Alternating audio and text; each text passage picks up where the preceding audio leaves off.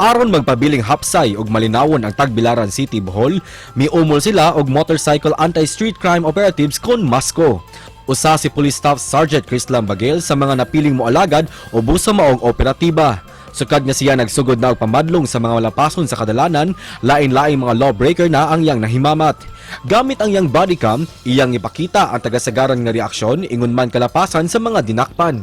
Gitingyuhan niyang pinaagi sa iyang vlog, makakuha og mga leksyon ang iyang mga follower. Busa karong buntaga, ato siyang hinabion kabahin sa iyang mga kasinatian, dinhilang sa GMA Regional TV Live.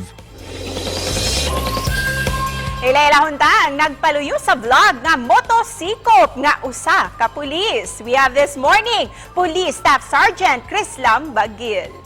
Madyong buntag, Sir Chris, ug welcome sa GMA Regional TV Live. Paki-shout out sa imuhang mga followers, ilabi na sa imuhang mga kauban sa buhat. So, good morning, Ma'am Cecil. Una sa tanan, mapasalamaton ko sa among Chief of Police na si Police Lieutenant Colonel Mary Cristal Bunao Peralta, ma'am. O sa atong kauban sa buhat sa Police Tagbilaran Police Station.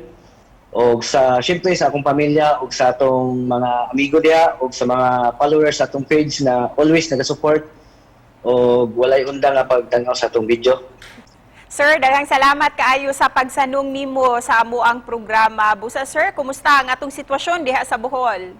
Mapasalamaton ta na ang atong katawhan diri sa Tagbilaran o diri sa Bohol is mga mosunod mabot sa balaod. Hapsay ta karon ug mag-ampo ta nga mapadayon pa kay sugod hapit na po natong eleksyon. Dako gayud ang inyuhang papel sa katilingban, Sir Chris. Og sa imuhang mga vlogs karon diin mo libot ka sa Bohol og mo edukar sa katawhan. Unsay nakapaaghat nimo niini, sir? Kining atong pag-vlog aning motosikop, ma'am, no.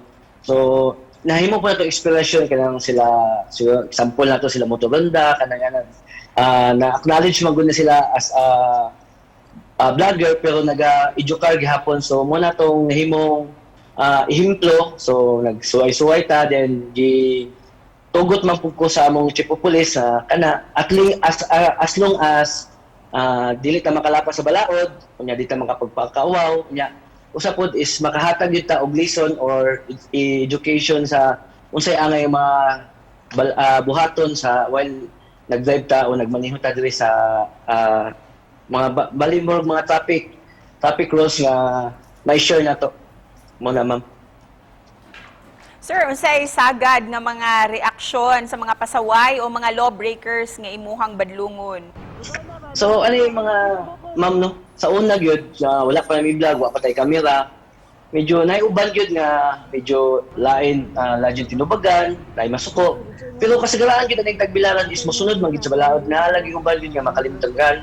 Pero kaning nagsugod ta og vlog na natay kamera, nya naman po may body worn camera na gi-provide sa PNP. So gamit po kayo siya, at least ang tao murag mataha na pud bitaw nga bastuson ka or mas maayo nga respetuhon ka. Sa kadaghan na nimong nabadlong, sir, unsa sa kasagaran ng ilahang mga kalapasan? Most common gyud, ma'am, nga violation is kining yung white helmet kay namang giuban makalimtan, napoy uban nga kanang duol na bitaw magsigurado gyud rason sa anis, sir, duol na ko mopalit ra ko og lamas, sir, sugo ra ko, mao gina wag helmet, mao gina pinaka common gyud na violation diri.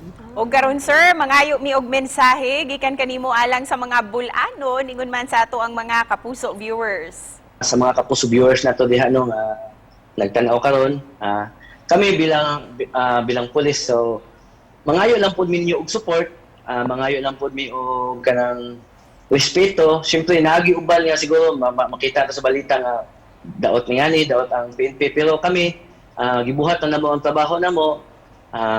Ang pinaka-importante lang gid is tabangan mi ninyo kay ang buhaton na po namo among makaya. Daghang salamat, Sir Chris, ug amping kanunay sa imong pagmotosikop.